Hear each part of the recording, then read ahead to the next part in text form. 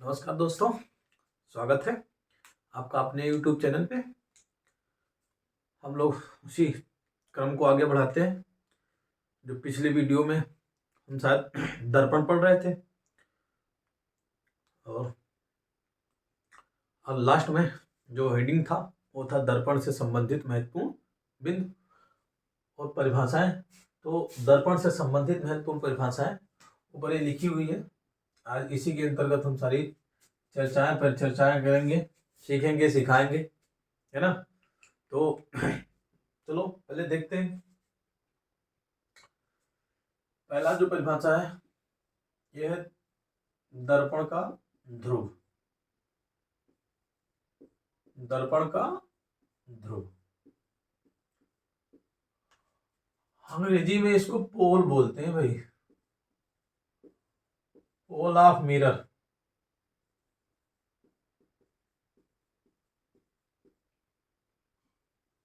दर्पण का ध्रुव, ठीक। देखते हैं, मान लीजिए ये दर्पण है, ठीक।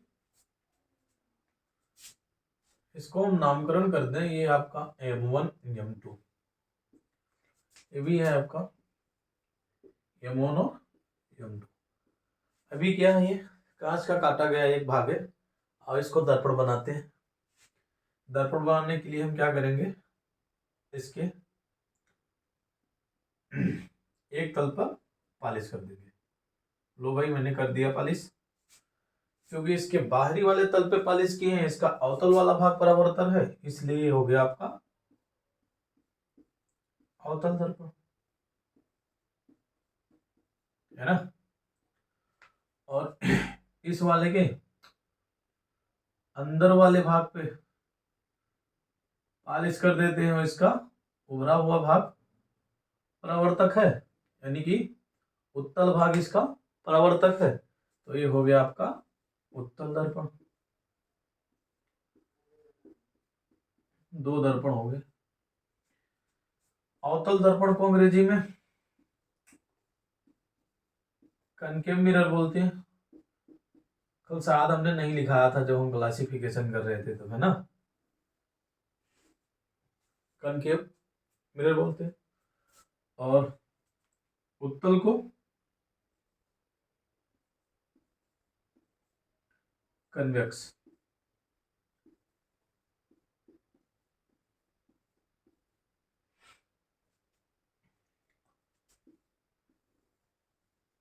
ठीक, ये दो मिरर हैं आपके। और पहला है दर्पण का ध्रुव।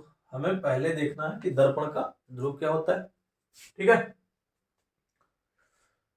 ये है आपका दर्पण M1 M2, और ये हो गया इसका परावर्तक तल। अगर M1 और M2 के मध्य बिंदु, M1 और M2 के मध्य बिंदु यानी कि दर्पण के परावर्तक तल के मध्य बिंदु को दर्पण का ध्रुव कहते हैं।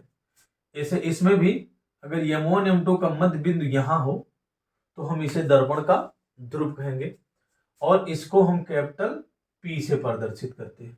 किससे प्रदर्शित करते हैं? कैपिटल P से प्रदर्शित करते हैं, ठीक है। डिफाइन कैसे करते हैं कि दर्पण के परावर्तक तल के मध्य बिंदु को दर्पण का ध्रुव कहते हैं, ठीक। दूसरी परिभाषा है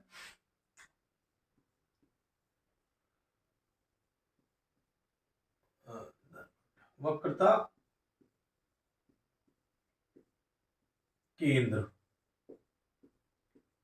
वक्रता केंद्र अंग्रेजी में इसको बोलते हैं सेंटर ऑफ रेडियस। क्या बोलते हैं? Centre of radius. होता क्या है, आओ इधर देखते हैं। मान लीजिए यह कोई कांच का खोखला गोला है। चूंकि ये खोखला गोला है, इसका कोई एक केंद्र होगा। मान लेते हैं यह बिंदु इसका केंद्र, यह बिंदु इसका केंद्र। अब हम करते क्या है कि इसके खोखले गोले का एक भाग काट लेते हैं। ठीक, एक भाग इसका काट ली। जब इसका एक भाग काटेंगे तो ये जो शेष भाग होता है इसको हम डॉटेड कर देते हैं, नहीं हटा देते हैं यहाँ से। चलो मैंने इसको हटा दिया अपने यहाँ से। ठीक, मैंने इसको काटा था, काटने के बाद मेरे पास इतना भाग बचा था, ध्यान देना भाई, ये इतना भाग। अब ये जो आपका शेष भाग है ना, जो काट के निकाला गया था, ये इतना कर्वेचर, ध्यान देना। तो इसका जैसे देखो, ये पूरे गोले का केंद्र ये था, ठीक। तो ये जो इतना कर्वेचर दिख रहा है, इतना पार्ट जहां से हमने इसको काट के निकाला है, इसका भी केंद्र यही होगा, सी होगा कि नहीं होगा। और इसी भाग को हम दो तरीके से रंग देते हैं। अगर इसके बाहर वाले भाग को रंग देते हैं तो ये आपका अवतल दर्पण मिलता है, और अगर इसके अंदर वाले भाग को रंग देते हैं तो ये आपका उत्तल दर्पण मिलता है। ध्यान से देखना, तो जैसे इस वाले कर्वेचर का, यानी इस इतने छोटे से गोले का, ठीक, जिससे हमने गोलीय दर्पण बनाया है काट के, ठीक, उसका जो केंद्र होगा, इसका केंद्र वही केंद्र है जो पूरा खोखला गोला था, ठीक है। तो उसका केंद्र जो होता है इस वाले भाग का भी केंद्र होगा। इस प्रकार हम कह सकते हैं कि ये ध्यान से देखना, इस प्रकार हम कह सकते हैं कि गोलीय दर्पण का केंद्र उस गोले का केंद्र होता है जिससे यह बनाया गया होता है। फिर से अगर डिफाइन करें तो गोलीय दर्पण का वक्रता केंद्र उस गोले का केंद्र होता है जिससे गोलीय दर्पण बनाया गया होता है। तो ठीक है, ऐसे कहें, किसी गोलीय दर्पण का वक्रता केंद्र उस कांच के खोखले गोले का केंद्र होता है जिससे गोलीय दर्पण काट के बनाया जाता है। ठीक है, अब मान लेते हैं ये वाला भाग यही था ना, उठा के हम इसको यहां लेते, ऐसे अगर इसको देखा जाए तो इसका भी एक केंद्र होगा, यानी ये भी किसी गोले से काटा गया भाग होगा ना ये, तो इसका भी एक केंद्र होगा। हम मान लेते हैं कि यह जो बिंदु है ये इसका केंद्र होगा, और इस बिंदु को हम ही क्या बोलेंगे, इसका वक्रता केंद्र बोलेंगे।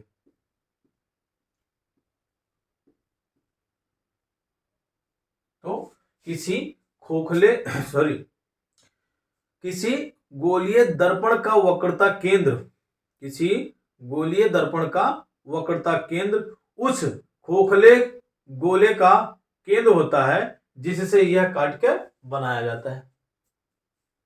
ठीक है, यानी गोलीय दर्पण जिस खोखले गोले का काटा गया भाग होता है, गोलीय दर्पण जिस खोखले गोले का काटा गया भाग होता है उसका केंद्र गोलीय दर्पण का वक्रता केंद्र कहलाता है, और इसको कैपिटल सी से प्रदर्शित करते हैं।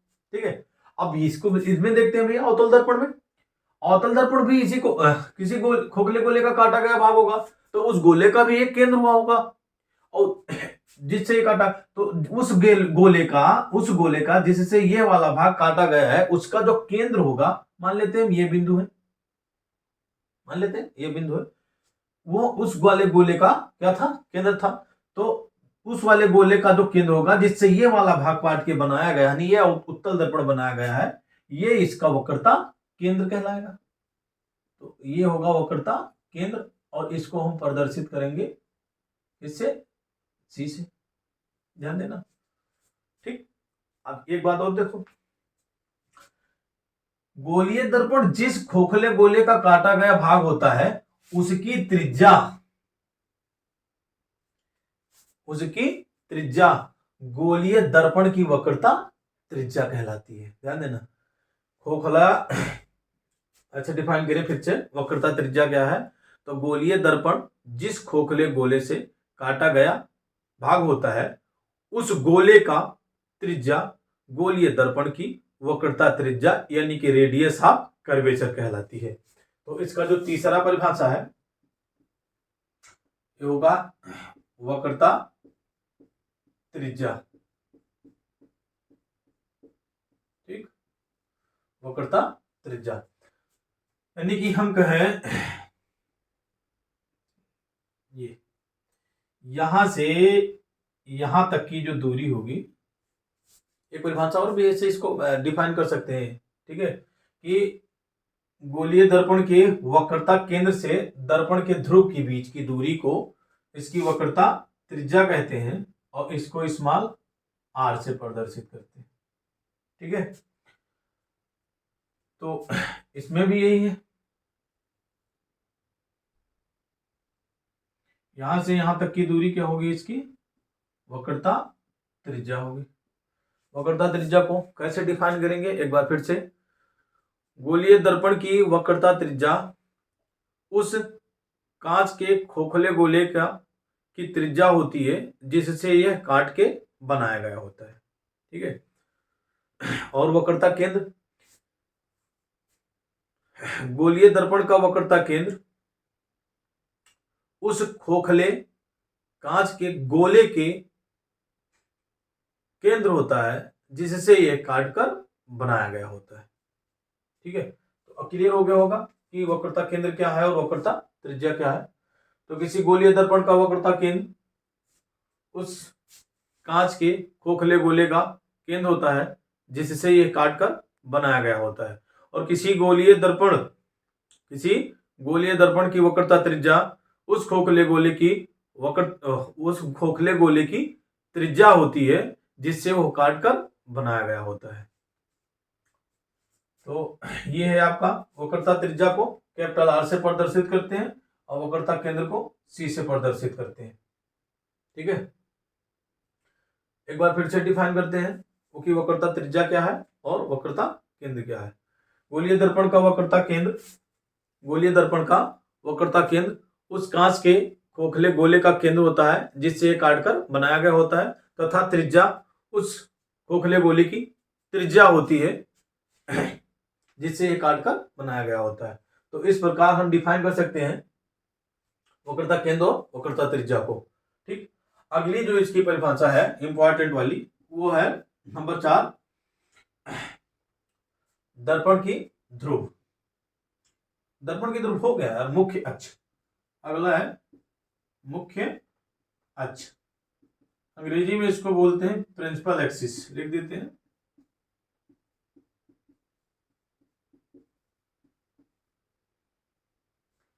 एक्सिस,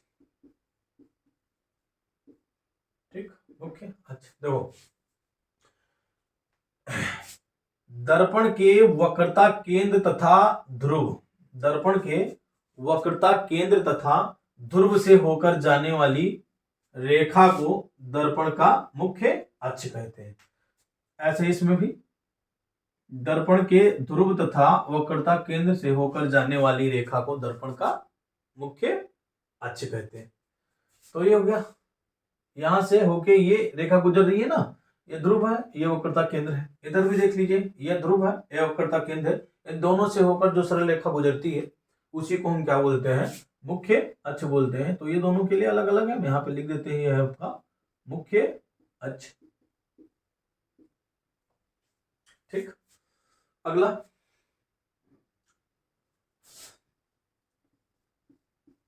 फोकस, दर्पण का फोकस।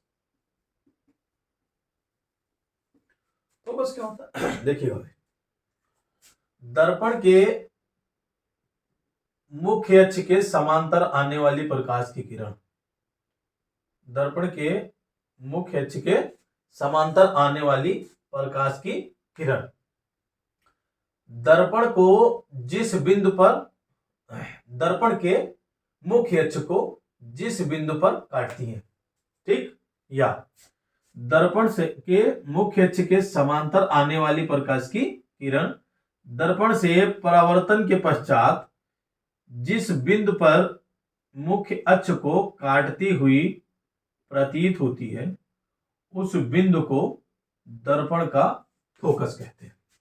है ना, एक बार फिर से, दर्पण के मुख्य अक्ष के समांतर आने वाली प्रकाश की किरण दर्पण से परावर्तन के पश्चात मुख्य अक्ष को जिस बिंदु पर काटती है, ठीक, अवतल दर्पण में यह काटती हुई प्रतीत होती है, उत्तल दर्पण में दर्पण का फोकस कहलाती है, दर्पण का फोकस कहलाती है, ठीक। इसको कैपिटल एफ से प्रदर्शित करते हैं। दोनों तरफ मैंने लिख दिया है, इस वाले दर्पण में भी, इस वाले दर्पण में एक कैपिटल एफ है और जो कैपिटल एफ है ये आपका फोकस है।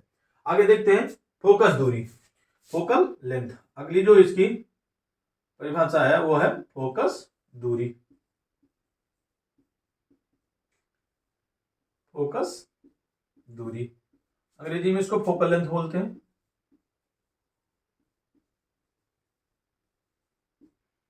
ठीक, यही डिफाइन कर लेते हैं। दर्पण के ध्रुव तथा फोकस के बीच की दूरी को फोकस दूरी कहते हैं और इसको स्मॉल एफ से प्रदर्शित करते हैं।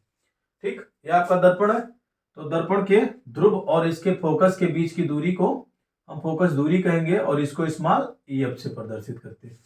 कोई दिक्कत है? कोई नहीं दिक्कत है।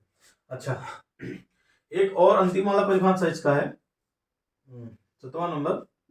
कितने हुए यार? 1 2 3 4 5 6 7। द्वारक, दर्पण का द्वारक। देखो ध्यान से, दर्पण के परावर्तक तल के व्यास को, ठीक, दर्पण के परावर्तक तल के व्यास को, यानी यहां से यहां तक जो इसका व्यास होगा, दर्पण के परावर्तक तल के व्यास को दर्पण का क्या बोलते हैं? द्वारक बोलते हैं। दर्पण के परावर्तक तल के व्यास को दर्पण का द्वारक बोलते हैं। ठीक, ध्यान देना भाई, ये वाला जो डॉटेड बना हुआ है ये दर्पण का द्वारक है। ठीक है, ये जो बिंदु है ये दर्पण का ध्रुव है, लिख दे रहे हैं हम इसको। ठीक, ये दर्पण का ध्रुव है, ये है आपका वक्रता केंद्र लिखा हुआ है और इसको हम सी से प्रदर्शित करते हैं। यहां से यहां तक की दूरी, कहां से कहां तक? दर्पण के ध्रुव से दर्पण के वक्रता केंद्र की दूरी, दर्पण के ध्रुव से दर्पण के वक्रता केंद्र की दूरी h की त्रिज्या कहलाती है और दर्पण के ध्रुव से इसके फोकस के बीच की दूरी को फोकस दूरी कहते हैं। ठीक है, दर्पण के ध्रुव तथा फोकस के बीच की दूरी को हम क्या बोलते हैं? फोकस दूरी बोलते हैं और इसको स्मॉल एफ से प्रदर्शित करते हैं। दोनों तरफ बना हुआ है, यहां से यहां तक की दूरी जो होगी, यहां ध्यान देना भाई, ये ध्रुव है और ध्रुव से फोकस की दूरी जो होगी इसकी फोकस दूरी होगी, इसको स्मॉल एफ से प्रदर्शित करेंगे और इसके ध्रुव से लेके वक्रता केंद्र के बीच की दूरी ना, इसकी वक्रता त्रिज्या होगी और जिसको हम कैपिटल आर से प्रदर्शित कर देंगे। ध्यान देना, फोकस दूरी और वक्रता त्रिज्या में एक संबंध होता है, तो जो फोकस दूरी होती है, ठीक, जो फोकस दूरी होती है यह वक्रता त्रिज्या की आधी होती है, वक्रता त्रिज्या की आधी होती है, यानी वक्रता त्रिज्या बटा 2। This implies that we can say that F is equal to R upon 2। इसका डेरिवेशन है, हम लोग आगे करेंगे। ठीक है, तो इस प्रकार दर्पण से संबंधित कुछ महत्वपूर्ण परिभाषाएं थी जो आपके सामने प्रस्तुत की गई, जिस पर हमने चर्चा किया। एक बार फिर से देख लेते हैं क्या होता है। दर्पण का ध्रुव यानी कि पोलर मिरर, ये पी, दर्पण के परावर्तक तल के मध्य बिंदु को, दर्पण के परावर्तक तल के मध्य बिंदु को दर्पण का ध्रुव कहते हैं। ठीक, दूसरा, दोनों चित्र में देख लीजिए बना हुआ है, इसको पी से हमने प्रदर्शित किया है। वक्रता केंद्र, गोलीय दर्पण जिस खोखले गोले का काटा गया भाग होता है उस गोले की वक्रता त्रिज्या, नहीं वक्रता केंद्र। ठीक, गोलीय दर्पण जिस खोखले गोले का काटा गया भाग होता है, गोलीय दर्पण जिस खोखले गोले का काटा गया भाग होता है उसका केंद्र गोलीय दर्पण की वक्रता केंद्र तथा उस खोखले गोले की त्रिज्या गोलीय दर्पण की वक्रता त्रिज्या कहलाती है। तीसरी परिभाषा हो गया वक्रता त्रिज्या भी, और वक्रता त्रिज्या को कैपिटल आर से प्रदर्शित करते हैं। मुख्य अक्ष यानी प्रिंसिपल एक्सिस, ये क्या होती है? इसके ध्रुव और वक्रता केंद्र, किसी दर्पण के वक्रता केंद्र तथा ध्रुव से होकर जाने वाली रेखा को दर्पण का मुख्य अक्ष कहते हैं। ये हो गया। अगला फोकस, मुख्य अक्ष के समांतर आने वाली प्रकाश की किरण दर्पण से परावर्तन के पश्चात मुख्य अक्ष को जिस बिंदु पर काटती है या काटती हुई प्रतीत होती है, दर्पण का फोकस कहते हैं। ठीक है। अगला है फोकस दूरी, दर्पण के ध्रुव तथा फोकस के बीच की दूरी को फोकस दूरी कहते हैं। ठीक है। फिर अगला है आपका द्वारक, तो दर्पण के परावर्तक तल के व्यास को, दर्पण के परावर्तक तल के, गोलीय दर्पण की बात कर रहे हैं, दर्पण के परावर्तक तल के व्यास को दर्पण का द्वारक कहते हैं। एक चीज और, दर्पण की फोकस दूरी और वक्रता त्रिज्या में एक संबंध होता है, जो कि होता है फोकस दूरी जो होगी यह वक्रता त्रिज्या की आधी होती है। ठीक, यानी हम कह सकते हैं कि जो यफ होगा वो यफ बराबर जो होगा वो आर का आधा होगा, यानी F is equal to r/2। यहां तक किसी को कोई समस्या नहीं होनी चाहिए। अगर वीडियो अच्छी लगी हो तो लाइक, शेयर और सब्सक्राइब करना ना भूलें। धन्यवाद। बाकी की बातें अगले एपिसोड में।